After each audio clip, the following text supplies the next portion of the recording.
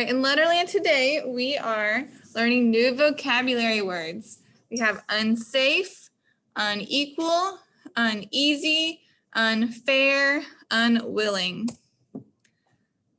Our prefix today is un. The key word is unlock. So the meaning is not or reverse. How does the key word unlock help you remember the meaning of this prefix?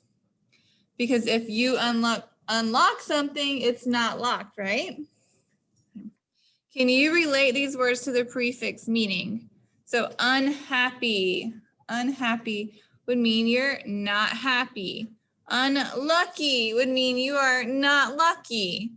Unpack would mean you are not packed. Unwrap means you are not, it is not wrapped. Unknown means not known, unusual, not usual, and unwilling, not willing. So we're going to see this prefix in all of our vocabulary words today. The first one is unsafe. So not safe. You are in danger. What are some places it is unsafe to be? For instance, if there's these caution tape, it is unsafe to be there because it says caution. Okay, share with a friend and push pause to say some other unsafe things. Okay, I'm going to go on to the next word, unequal. So it means not equal. You could have unequal pieces of pizza. You could complain that your parents treated you and your brother and sister in an unequal way. This pizza is cut and it definitely is not equal because none of the pieces are the same size. I would hope to get the big piece.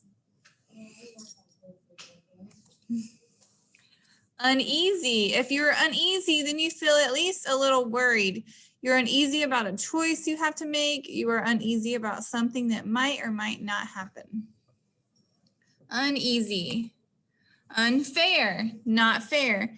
Every kid knows what unfair means. What are some ways in which teachers, friends, or parents can be unfair?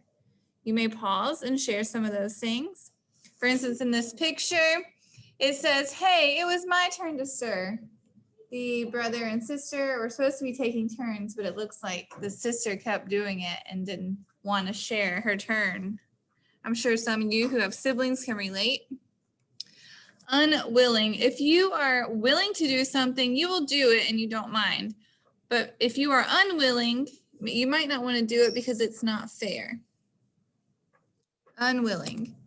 Okay, so for the passage today, follow along and you're going to fill in the best vocab word.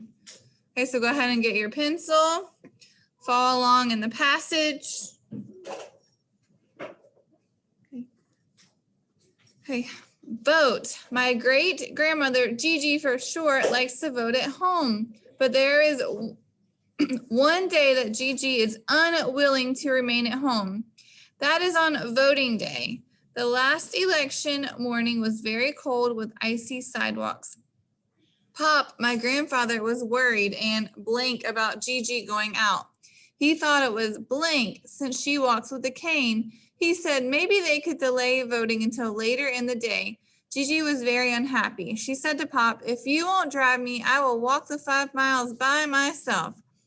They went to vote and I rode along with them. Gigi explained to me why voting is so important. When the United States started over 200 years ago, people started voting to choose their leaders. And then everybody had an equal right to vote, I asked. Oh no, it was very blank, Gigi said. Mostly only rich white men voted. Most African Americans were still slaves. No woman could vote and no Native Americans. In most states, women couldn't vote until 1920. My great-grandmother told me that she was 34 the first time she voted in New Jersey. But she said many Native Americans were not allowed to vote until 1957. That sounds blank, I said, but after the end of slavery, African American men could vote, right? No, I'm afraid not. It was supposed to be that way, I guess. Slavery ended in 1863, but white leaders in many places made it so most of us couldn't vote. In 1965, when I was 31 years old, the Voting Act Rights Law was passed. That helped make sure all people could vote for their leaders. So please fill in the best vocabulary word.